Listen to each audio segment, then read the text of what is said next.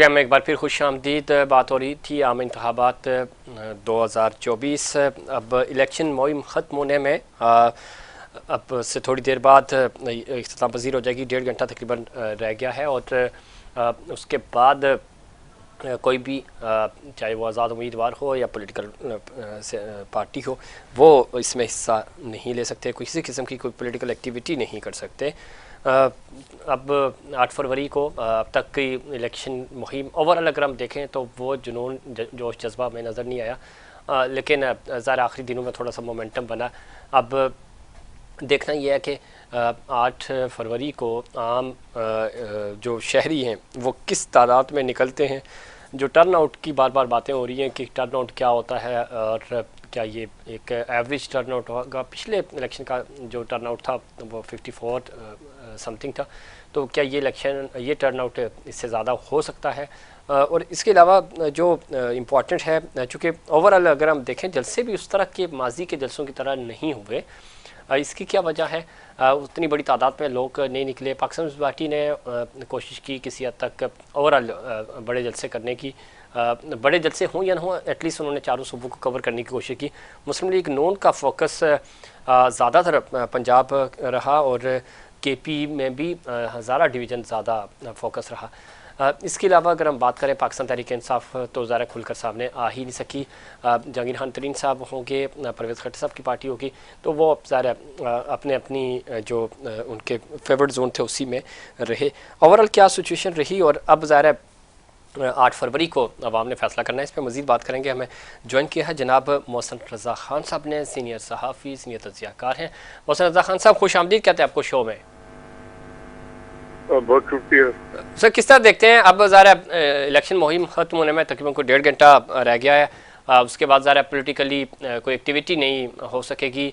Overall अब तक खुशाइंदी रहा, चंद अफसोसनाक वाक़यात हुए इलेक्शन मुहिम के दौरान, लेकिन मामला सारे पुरअमन हैं सियासी तौर पे। और जो एक हम कहते हैं कि पाकिस्तान में, न सिर्फ पाकिस्तान में बल्कि दुनिया भर में, लेकिन हमारे यहाँ इस खित्ते में इलेक्शन को एक ईद के तौर पे देखा जाता है, सियासी ईद के तौर पे।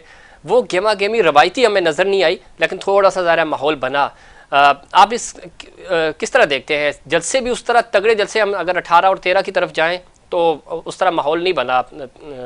आप समझते हैं कि अब वोटर टर्नआउट, चूँकि लोग महंगाई की वजह से परेशान थे, ज़्यादातर नहीं निकले, और अब 8 फरवरी को जो 2018 का जो टर्नआउट था उसको बीट कर पाएंगे, लोग निकलेंगे और वोट करेंगे?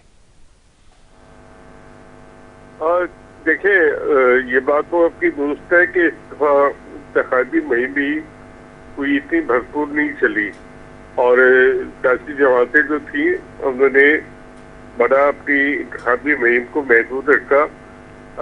एक तो काफी जलसे जुलूस पे पाबंदी थी, लेकिन इसके बावजूद हम देखते हैं कि बिलावल भुट्टो जरदारी ने बड़ी कामयाब मुहिम चलाई और उन्होंने पूरे पाकिस्तान के दौरे किए, जबकि मुस्लिम लीग नून के मियां नवाज शरीफ और उनके जो मरीम नवाज और शहबाज शरीफ थे सिर्फ पंजाब और खैबर पख्तूनख्वा पे तवज्जो उनकी मरकूज रखी। इस इलेक्शन के नतीजे में अब 8 तारीख को टर्नआउट तो इसका अंदाजा तो 8 फरवरी को होगा, लेकिन लगता नहीं है कोई ज्यादा अवामी जोशो खरोश है। लेकिन एक पार्टी जिसके ऊपर पाबंदी भी है और उसके उम्मीदवारों को मुहिम भी नहीं चलाने दिए, तो उनके लिए लोगों की कुछ जज्बात हैं और उनके लिए लोग अपने तौर पर वोट करने के लिए निकलेंगे। मोहसिन रज़ा खान साहब बिल्कुल ठीक कह रहे हैं आप।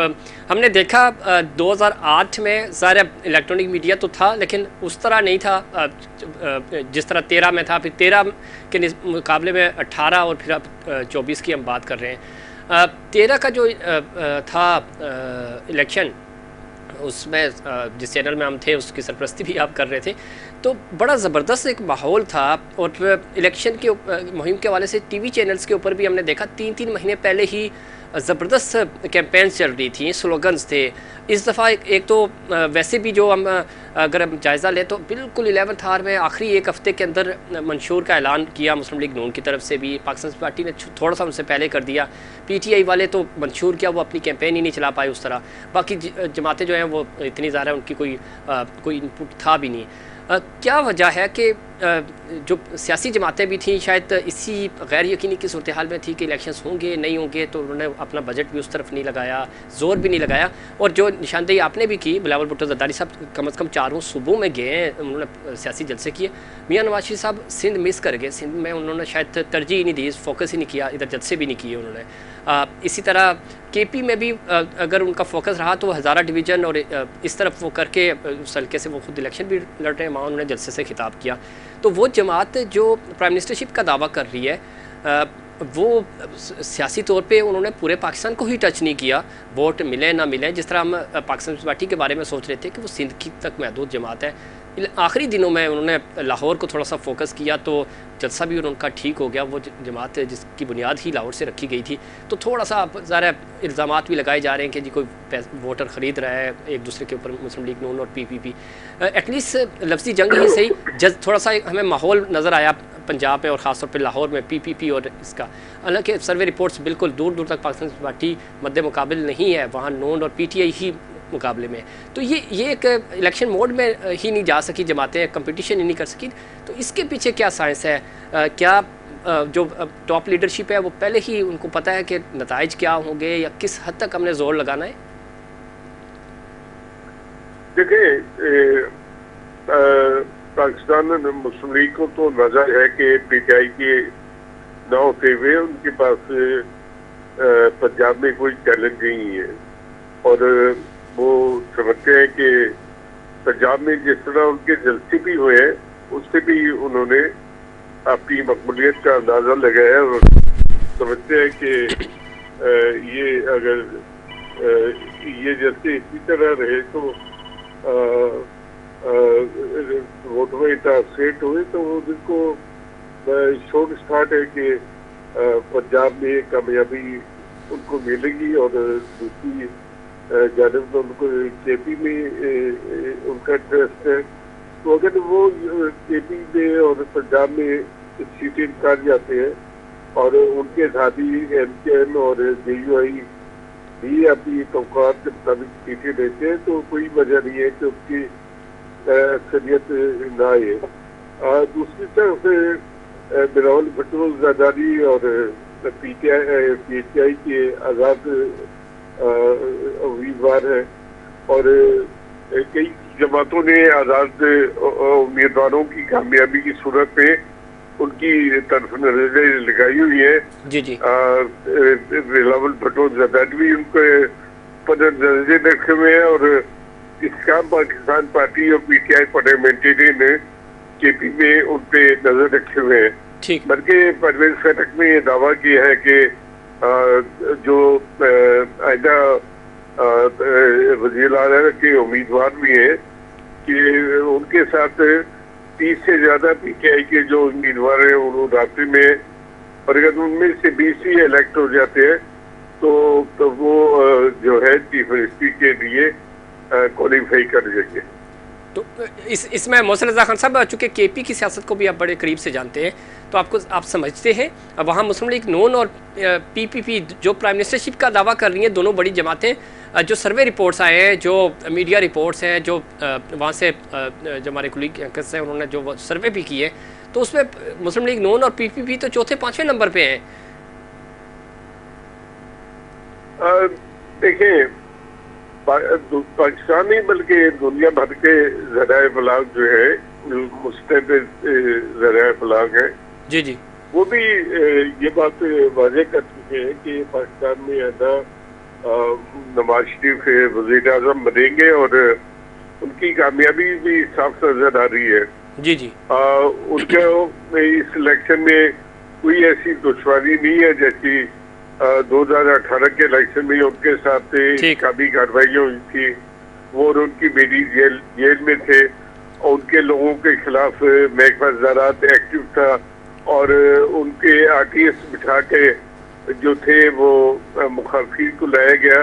तो अब ऐसी कोई पाबंदी और रुकावटें नवाज शरीफ के लिए नहीं है, तो इसलिए कहा जा सकता है कि वो आसानी से आइंदा वज़ीर-ए-आज़म मुंतखब हो जाएंगे। ठीक, ये बात आपकी दुरुस्त है मोहसिन रज़ा खान साहब, लेकिन 18 और 24 को जब हम कंपेयर कर रहे हैं, 18 में बिल्कुल हमें याद है मुस्लिम लीग नून तगड़े जलसे कर रही थी, लोग उनके साथ थे, वोट को इज्जत दो का बयानिया उनका चल रहा था।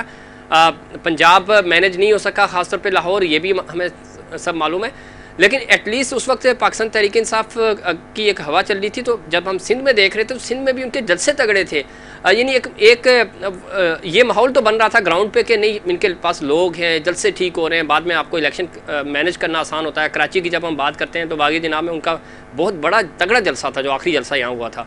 तो वो चीज़ मुस्लिम लीग नून नहीं कर सकी कि चारों सूबों में बड़े बड़े जलसे एटलीस्ट कर देती तो एक हवा चल जाती है, माहौल बन जाता है। जो बात आप कर रहे हैं सर्वे रिपोर्ट्स की, इंटरनेशनल मीडिया जो रिपोर्ट कर रहा है, इवन सभी हमें भी पता है नताइज क्या है, प्राइम मिनिस्टर किसने बनना है, क्या रेशो है, लॉबिंग कैसे होगी, आज़ाद उम्मीदवार किधर जाएंगे, और ये सारी चीज़ें तो अपनी जगह हैं, लेकिन ग्राउंड पे वो मोमेंटम क्यों नहीं गेन किया गया मुस्लिम लीग नून की तरफ से? नहीं, फैसलाबाद कसूर सिराजकोट में तो उनके जैसे इतने कामयाब हुए कि उनके मुखालफिन जो थे जी, वो वज़ीर सईद खान जो एंकर हैं और मुजीब पे ज्यादा एंकर हैं, वो भी बौखला गए। उन्होंने ऊट पटांग बातें सोशल मीडिया पे लिखनी शुरू की। वज़ीर सईद खान ने कहा कि 1965 की जंग में सियालकोट क्यों नहीं भारत के कब्जे में चला गया, और मुजीब पीरजादा ने कहा कि मेरा बाप जिंदा होता तो मैं कहता कि आप 1957 में यूरोप क्यों नहीं चले गए।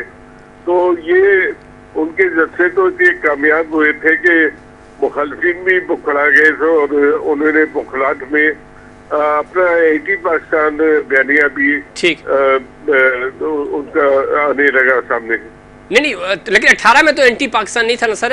मैं ये सिर्फ कहना चाह रहा हूँ, वो तो आपकी बात ठीक है, जिन एंकर्स का आपने नाम लिया वो आजकल क्या बातें कर रहे हैं, किस तरह की का एजेंडा टो कर रहे हैं, सबको मालूम है। ज़ाहिर है पाकिस्तान सबसे पहले होना चाहिए, पाकिस्तान के ऊपर ये इस तरह की बात होनी भी नहीं चाहिए, लेकिन ग्राउंड पे ये था कि एक्टिविटीज़ हो रही थी। इधर मुस्लिम लीग नून ने ये स्पेस छोड़ के बिल्कुल तासुर ही ख़त्म कर दिया कि वो सिंध के साथ हैं। सिंध में उन्होंने कोई बड़ा जलसा नहीं किया, कराची में बड़ा जलसा मुस्लिम लीग नून को करना चाहिए था, नहीं किया। 4 असम्बली नेशनल असम्बली के लिए उनके उम्मीदवार यहाँ से खड़े, बाकी तो चलो उनका इत्तेहाद है, बट एक प्राइम मिनिस्टरशिप मिलने जा रही है तो उसके लिए आपको ओनरशिप तो लेनी होती है ना। ये पॉइंट क्यों मिसिंग था?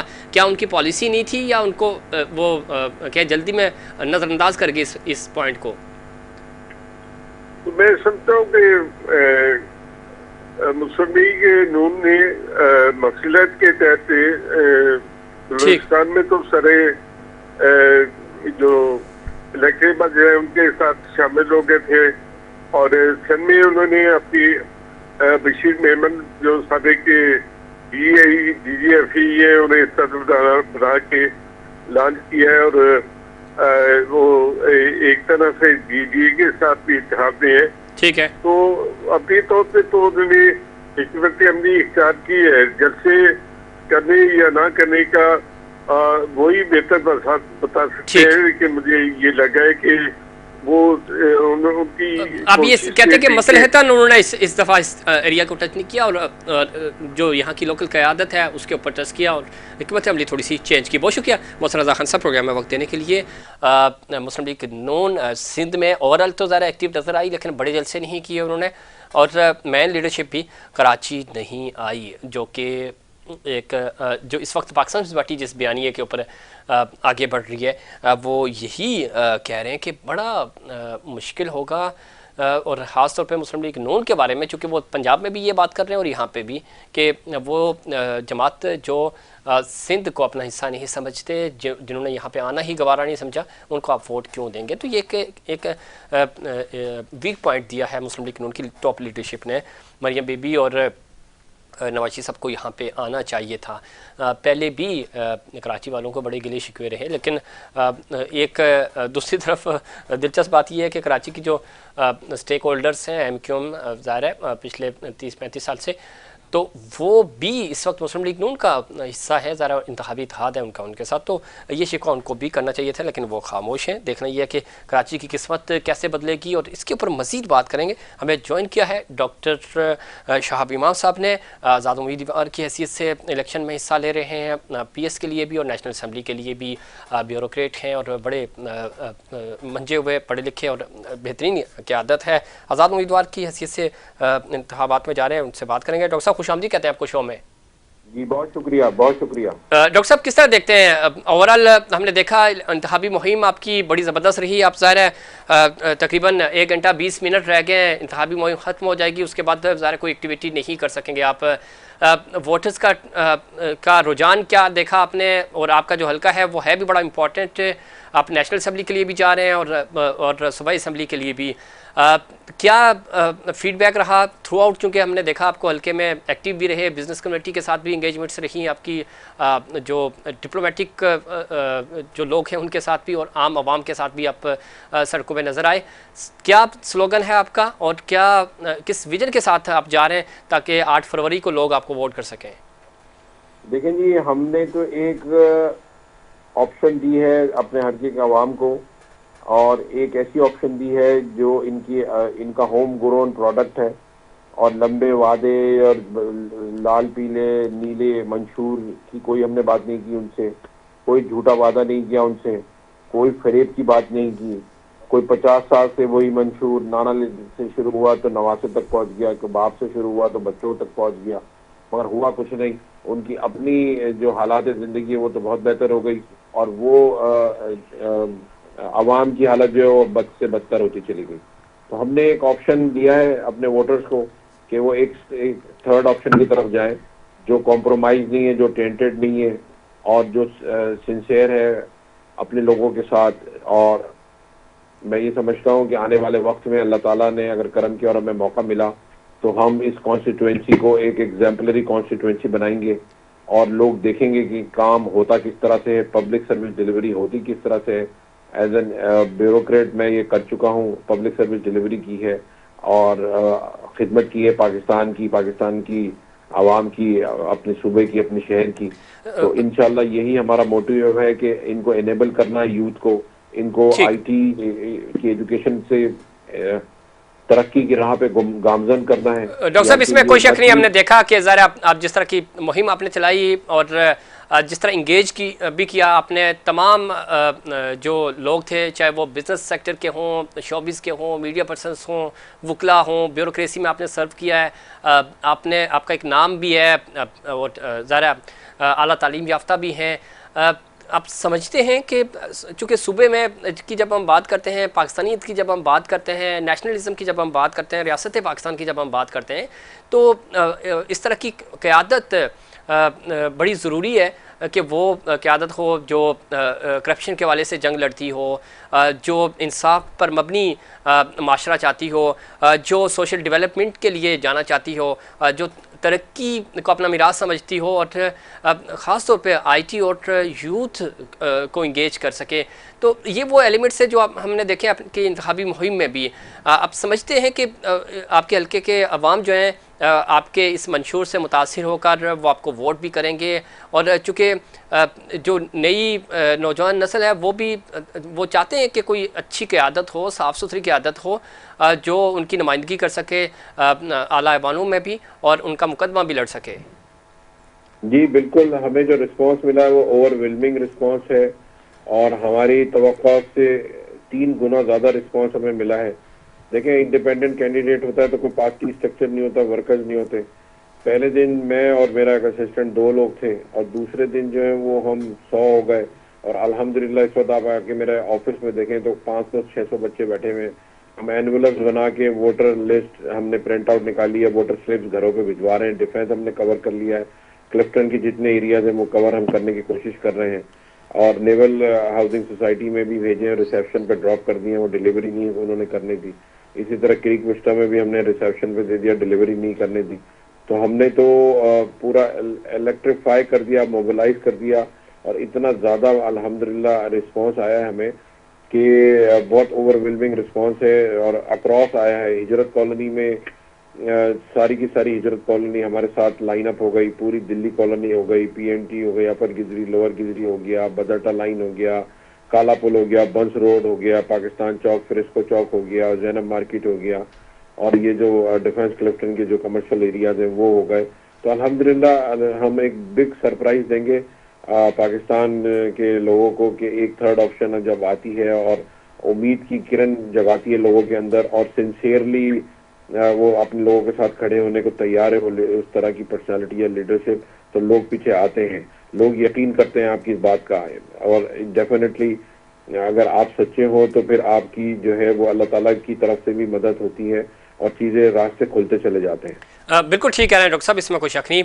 अपने वोटर्स के लिए क्या पैगाम देना चाहेंगे, और ख़ास तौर पे चूँकि जिन उम्मीदवारों के साथ आपका मुकाबला है वो ज़ाहिर है उन जमातों में आप भी माजी में रहे, कितना बड़ा चैलेंज है ये भी, और आप समझते हैं कि ये बैरियर टूटेगा और लोग एक पढ़ी लिखी क़यादत का इंतखाब करेंगे और वो एक नई और नौजवान क़यादत को मुंतखब करेंगे। माजी में तो 30-30, 35-35 साल से हमने देखा इस शहर के लिए दावे भी किए गए लेकिन तरक्की नहीं हो सकी, और जो हाल ही में बारिश हुई उसने रई सी कसर भी निकाल दी, उस बारिश ने भी बता दिया कि इस शहर के लिए किसी ने कोई काम नहीं किया दिल से।